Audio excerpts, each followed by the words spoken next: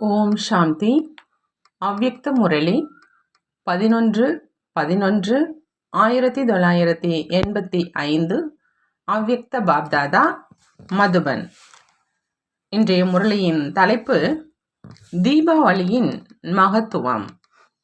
தீபாவளியின் மகத்துவம். இன்று உலகத்துக்கு ஒளி ஊட்டுகின்ற, ஒளிவிட்டு பிரகாசிக்கின்ற தீபங்களுக்கு அதிபதி தமது தீப மாலையை பார்த்து கொண்டிருக்கிறார். உலகத்துக்கு ஒளி ஊட்டுகின்ற, ஒளிவிட்டு பிரகாசிக்கின்ற தீபங்களுக்கு அதிபதி தமது தீப மாலையை பார்த்து கொண்டிருக்கிறார். உண்மையில தீப மாலை உங்கள் அனைவரினுடைய நினைவு சின்னம். ஆகினால தீபங்களுக்கு அதிபதி தமது உண்மையான தீப மாலையை பார்க்கிறாங்க. இந்த தீப மாலை விசித்திரமான மாலை. இதனுடைய அதிபதியும் விசித்திரமானவர், மாலையும் விசித்திரமானது. உலகத்துல இருக்கிறவங்க அதிபதியையும் அறியல, மாலையையும் அறியல அப்படிங்கிறாங்க பாபா. அதிபதியை சந்தித்தால்தான் மாலையையும் அறிய முடியும். உங்கள் அனைவரின் 3 சிறப்புகளின் நினைவு சின்னமாகவே தீப மாலை விளங்குது. முதலாவது, அருகாமையில் இருப்பது, சமீபத்தா, நெருக்கத்தில் இருப்பது, அருகாமையில் அன்பு நிறைஞ்சிருக்குது. மாலையில் அன்பும் அருகாமையும் இல்லை அப்படின்னா மாலையை உருவாக்க முடியாது. மணிகள் மணியுடனும் அல்லது தீபங்களுடனும் ஒன்றுக்கொன்று அன்பு கொண்டு அருகாமையில் வந்தால்தான் மாலைன்னு சொல்ல முடியும். அன்பு என்றால் அருகாமை என்று பொருள். அன்பு என்றால் அருகாமை என்று பொருள். அன்பினுடைய அடையாளம் அருகாமை. அன்பினுடைய அடையாளம் நெருக்கம். இரண்டாவது, சமமாக நிறைந்திருப்பது, சம்பன்னத்தா. முதலாவது அருகாமையில் இருப்பது சமீபத்தா. இரண்டாவது சமமாக நிறைந்திருப்பது சம்பன்னத்தா. தீபமாலை சம்பன்ன நிலையினுடைய அடையாளம். ஒரே ஒரு லட்சுமி மட்டும் செல்வத்தை வழங்குறவங்க கிடையாது. நீங்கள் அனைவருமே செல்வத்தால் நிறைந்துள்ள தேவிகள், தனம் நிறைந்துள்ள தேவிகள் நீங்கள். ஆகவே நீங்கள் அனைவரும் தானிய தேவிகள், அதாவது வழங்குறவங்க அப்படின்னு புகழப்படுறீங்க. ஆகினால தனம் நிறைந்த தேவி, தன்னிய தேவி நிறைந்திருப்பதனுடைய அடையாளமாக ஆகுது. மூன்றாவது, சம்பூர்ணம். சம்பூர்ணம் அப்படின்னா சதா ஒளியோடு திகழ்கின்ற தீபம் அப்படின்னு பொருள். அணைந்து விட்ட தீபங்களை தீபமாலை அப்படின்னு சொல்றது கிடையாது. பிரகாசிக்கின்ற தீபங்களையே தீபம் ஆலை அப்படின்னு சொல்லப்படுது. ஆகினால எப்பொழுதும் ஒரே நிலையில ஒளி வீசுகின்ற தீபங்களினுடைய அடையாளம் சம்பூர்ணமாக விளங்குவது.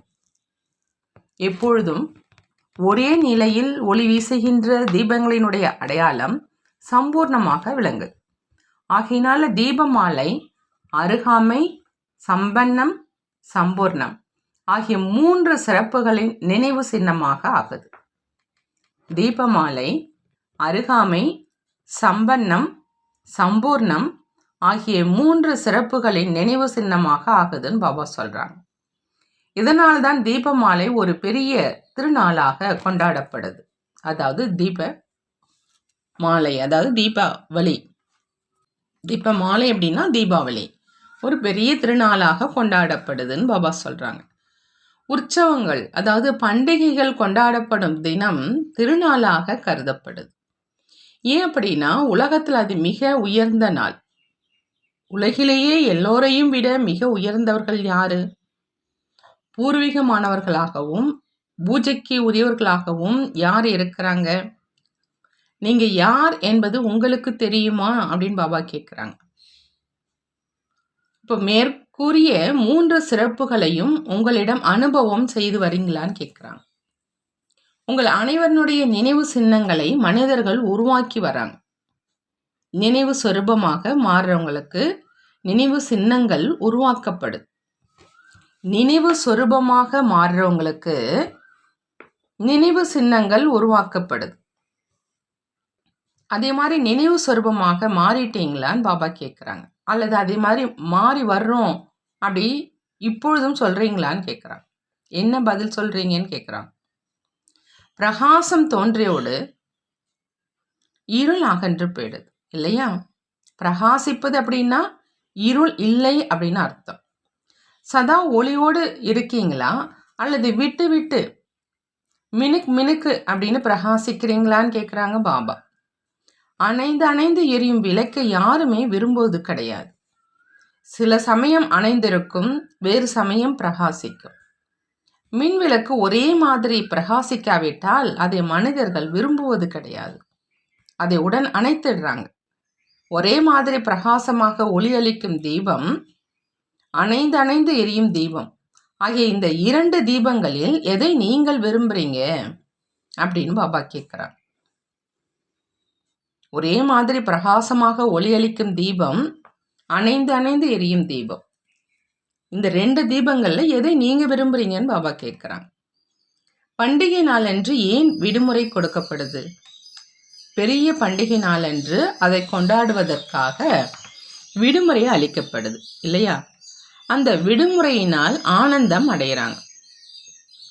ஒவ்வொரு மாதமும் நாட்காட்டியில், அதாவது கேலண்டர்ல எதை முதல்ல பார்க்குறாங்க? பண்டிகை நாட்கள் எத்தனை, விடுமுறை நாட்கள் எத்தனை அப்படிங்கிறத பார்க்குறாங்க. ஆகையினால பண்டிகை நாள் அப்படின்னா விடுமுறை நாள் என்று பொருள். அதாவது விடுமுறையில் வேலை பற்றிய சிந்தனை இன்றி சந்தோஷத்தோடு இருக்கும் நாள். அது பலவீனங்களுக்கு, அதாவது மாயைக்கு விடுமுறை அளித்துவிட்டால் தீவிர பிரயத்தனம் மறைந்து சந்தோஷத்துடன் விளங்கும் தினத்தை கொண்டாடுவது ஆரம்பமாக ஆயிடுது. பண்டிகை தினம் அப்படின்னா விடுமுறை தினம்னு பொருள். இதனால தான் பண்டிகை நாளன்று நினைவு சின்னமாக விடுமுறை கொடுக்கப்படுது. விடுமுறை அன்று என்ன செய்கிறாங்க? சந்தோஷத்தோடு இருக்கிறாங்க இல்லையா? விடுமுறை நாள் ஓய்வெடுக்கும் நாளாக ஆயிடுது. நீங்கள் எப்படி ஓய்வெடுக்கிறீங்க? நீங்கள் ஓய்வெடுக்கிறீங்களா அல்லது ராமா வா வா என்று நினைவு யாத்திரை சொல்றீங்களா? ஓய்வெடுக்காமல் ராமா வா என்று சொல்றீங்க இல்லையா? அதாவது நினைவு யாத்திரையில் மூழ்கி இருக்கீங்க இல்லையா? இதைத்தான் உண்மையில் ஓய்வெடுப்பது அப்படின்னு சொல்றதுன்னு பாபா சொல்றாங்க. அதாவது நினைவு யாத்திரையில் இருப்பதைத்தான் உண்மையில் ஓய்வெடுப்பது அப்படின்னு சொல்றதா பாபா சொல்றாங்க. தீபாவளி அன்று வேறு என்ன செய்கிறாங்க? வாழ்த்துக்களை தெரிவிக்கிறாங்க. பண்டிகை தினத்தன்று ஒருவரை ஒருவர் சந்தித்து வாழ்த்துக்களை கொடுக்கிறாங்க. ஏன் இந்த பழக்கம் ஏற்பட்டுச்சு? வாழ்த்துக்களை எவ்வாறு அளிக்கிறாங்க? ஆலிங்கனம் செய்கிறாங்க, கை குலுக்குறாங்க, இனிப்புகளை வழங்குறாங்க, சந்தோஷத்தோடு அந்த நாளை கொண்டாடுறாங்க. ஒருவருக்கொருவர் அன்பு நினைவுகளை அளித்தும் அடைந்தும் வாழ்த்தி கொண்டாடுறாங்க. ஆகவே சங்கம யுகத்தில், அதாவது இந்த திருவிழாவின் போது நீங்கள் அனைவரும் நிரந்தரமாக மாயாவுக்கு விடை கொடுத்து வாழ்த்துறீங்க. நீங்கள் வெற்றி பெறுறீங்க. ஆகவே வெற்றி பெற்ற குழந்தைகளுக்கு பாப்தாதா தொடர்ந்து வாழ்த்துக்களை கொடுக்குறாங்க. அன்பு நினைவுகளை அளிப்பது அப்படின்னா வாழ்த்துவதற்கு ஒப்பாகும். தினசரி பாப்தாதா வாழ்த்துக்களை கொடுக்குறாங்க. இதனால் தான் நினைவு சின்னத்திலும் வாழ்த்துக்கள் தெரிவிக்கப்படுதுன்னு பாபா சொல்கிறாங்க. அன்பு நினைவுகளை தினசரி அழைத்து வருகின்ற பாப்தாதா குழந்தைகளுடன் பேசும்பொழுது எந்த சொல்லை தொடர்ந்து உபயோகித்துட்டு வராங்க? இனிய குழந்தைகளே அப்படின்னு சொல்லி வாயை இனிமையாக்கி வராங்க. தினசரி பாப்தாதா இனிய குழந்தைகளே என்றே கூறி வராங்க. அந்த இனிமைக்கும் நினைவு சின்னம் இருக்குது. அனைவருக்கும் நீங்கள் இனிப்புகளை வழங்கி கொண்டே இருக்கீங்க. நீங்கள் உங்களுடைய தந்தையுடன் சேர்ந்து கொண்டாடுவதால் அகில உலகே உங்களுடைய நினைவு சின்னத்தை கொண்டாடு. தீபாவளியினுடைய உண்மை பொருள் புரிந்ததா அப்படின்னு பாபா கேட்குறாங்க. மாறுவது என்பதே, அதாவது சதோ பிரதானமாக மாறுவது என்பதுதான் கொண்டாடுவது அப்படின்னு பாபா சொல்றாங்க. தீபாவளியை கொண்டாட வந்திருக்கீங்க.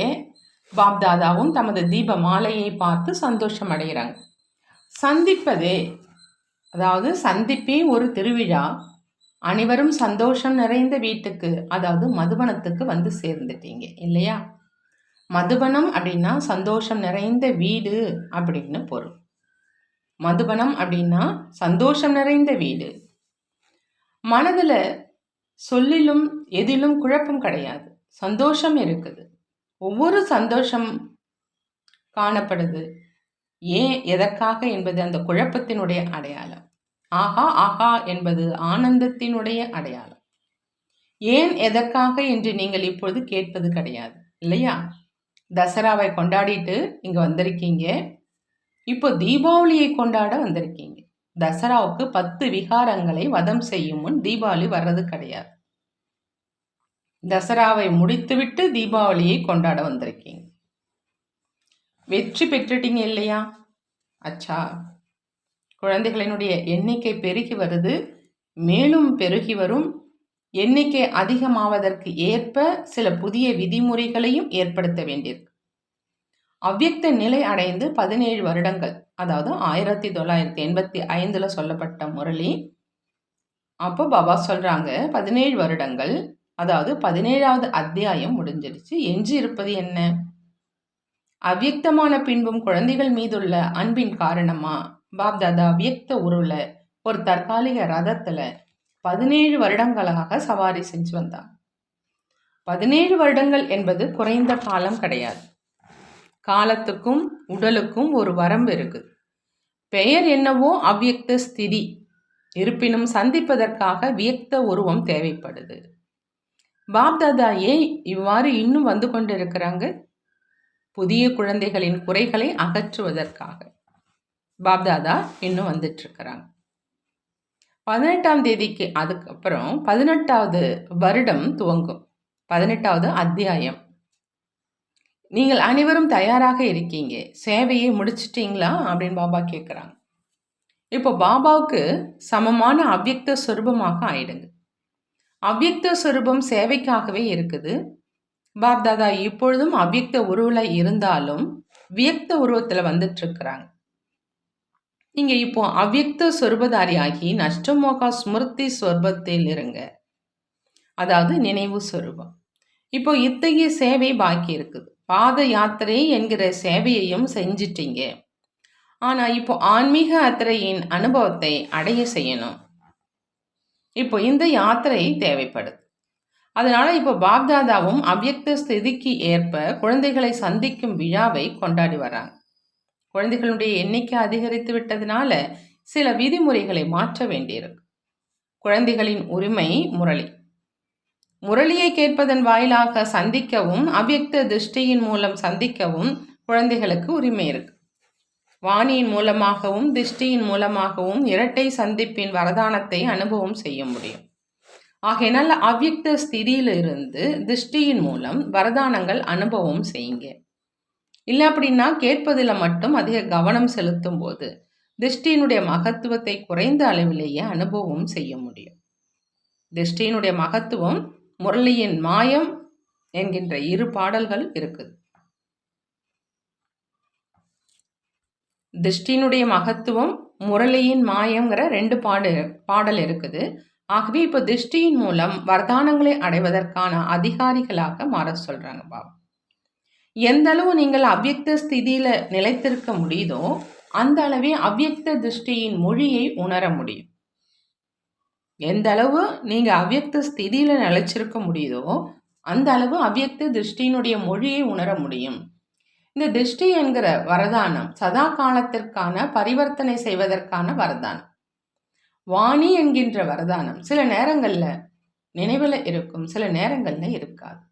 ஆனால் அவ்வியக்த சொரூபமாகிய அவ்வியக்த திருஷ்டியின் மூலம் பிராப்தியாகும் வரதானம் உங்களை சதா ஸ்மிருதி சொரூபமாகவும் வெற்றி சொரூபமாகவும் மாற்றுது.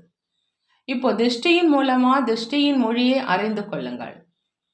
யஜ்யத்தின் துவக்கத்தில் என்ன நடந்தது? திருஷ்டி என்கிற மொழியின் மூலம், திருஷ்டி என்கிற அற்புத சக்தியின் மூலம் ஸ்தாபனை என்கின்ற காரியம் துவங்கியது. 18வது அத்தியாயத்தில் எத்தகைய சேவை ஏற்படும் என்பதை நான் பிறகு சொல்றேன் பாபா சொல்றார். குழந்தைகள் தான் வீட்டுக்கு அலங்காரம் ஆகிறாங்க. மதுவனத்தினுடைய அலங்காரம் மதுவனத்தை வந்து அடைஞ்சிருச்சு. நீங்கள் கொண்டாடுங்க, பாடுங்க, ஆடுங்க. ஆனால் நீங்கள் எதை செஞ்சாலும் அவையாவும் அவ்யக்த சொரூபத்தில் தான் நடைபெறணும். மேலும் அன்புடனும் பற்றற்றும் உள்ள உருவில் நடைபெறணும். பற்றற்ற தன்மையில உலகில் எதுவும் நடைபெறுவது கிடையாது. விளையாடுங்க, உண்ணுங்க, சிரிங்க, நடனம் ஆடுங்க. ஆனால் அன்புடனும் பற்றற்றும் இருங்க. உள்நாடு மற்றும் வெளிநாடு ஆக அனைத்து சேவை கேந்திரங்களை சார்ந்த தமது அனைத்து குழந்தைகளையும் தமது கழுத்தில் உள்ள வெற்றி மாலை தீப மாலையையும் கண்டு பாப்தாதா மிகவும் சந்தோஷம் அடைகிறாங்க. மேலும் வெற்றியுடன் பிரகாசிக்கின்ற ஒவ்வொரு தீபத்துக்கும் சங்கமிக்க புது உலக பிறவிகளுக்கான வாழ்த்துக்களை பாப்தாதா தெரிவிக்கிறாங்க. சதா அருகாமையில் இருப்பவர்களுக்கு, சதா சம்பன்னமாக இருக்கிறவங்களுக்கு, சதா சம்பூர்ணமாக உள்ளவர்களுக்கு, இந்த 3 சிறப்புகளிலும் நிறைந்துள்ள குழந்தைகளுக்கு திருமூர்த்தி சம்பந்தம் மூலம் சதா காலத்துக்கான வாழ்த்துக்கள் நிரந்தரமாக இருக்கும். பாப்தாதா செல்வம் நிறைந்துள்ள குழந்தைகளை மேலும் சீரும் சிறப்போடும் இருங்க அப்படின்னு வாழ்த்துறாங்க. குழந்தைகள் இனிமையாக இருக்கிறாங்க, மற்றவரையும் இனியவர்களாக மாற்றக்கூடியவங்க. இவர்களுடைய இனிய பேச்சு, இனிய பாவனையின் மூலம் எல்லோருடைய மனதையும் வாயையும் இனிக்க செய்கின்ற குழந்தைகள் இவர்கள் என்கிற பாராட்டுகளை தெரிவிக்கின்றார். அதே மாதிரி சதா இனிமையாக இருங்க. பாப்தாதா குழந்தைகளின் பிரகாசிக்கின்ற ஜோதியை பார்த்துட்டு இருக்கிறாங்க. வெகு தூரத்தில் இருந்தாலும் பல குழந்தைகளின் பிரகாசிக்கின்ற ஜோதி இணைந்த உருவில் பாப்தாதாவின் முன்னிலையில் எப்பொழுதும் காணப்படும். அனைத்து குழந்தைகளினுடைய வாழ்த்துக்கள் என்கின்ற சங்கல்பம், பேச்சு, கடிதம், செயல் ஆகிய யாவும் பாப்தாதாவின் முன்னிலையில் உள்ளன. உள்நாட்டு அயல்நாட்டு குழந்தைகளாகிய அனைவருக்கும் அவர்களுடைய தீபாவளி வாழ்த்துக்களுக்கு பதிலாக பல கோடி மடங்கு வாழ்த்துக்களை பாப்தாதா அளிக்கிறாங்க. ஒவ்வொருவருக்கும் பதிலளிக்காவிட்டாலும் எல்லோருடைய பெயர்களும் பாபாவின் முன்னிலையில் உள்ளன. ஒவ்வொரு குழந்தையினுடைய பெயரை குறிப்பிடாவிட்டாலும் பாப்தாதா கழுத்தல மாலையாக விழுந்த வண்ணம் உள்ளது. பல வகைப்பட்ட வாழ்த்து மடல்களும் சூட்சம வதனத்தில் உள்ள சுவற்றில் பொருத்தப்பட்டுள்ளது. ஆனால் குழந்தைகளின் இதய ஒளி இதயத்தை கவரும் பாபாவை எட்டிடுச்சு. தூர தேசத்துல இருந்தாலும் பாபாவுக்கு சங்கல்பத்தின் மூலம் மிக அருகாமையில் உள்ள குழந்தைகளுக்கும் ஸ்தூலத்திலும் முன்னிலையில் உள்ள குழந்தைகளுக்கும் அன்பு நிறைந்த, சம்பூர்ணம் நிறைந்த அன்பு நினைவுகள் மற்றும் உரித்தாக்குகள்னு சொல்றாங்க. நாமும் நம்மளுடைய பாப்தாதாவுக்கு அன்பு நினைவுகள் மற்றும் நமஸ்காரம் செய்வோம். நல்லது. ஓம் சாந்தி. நன்றி பாபா, நன்றி.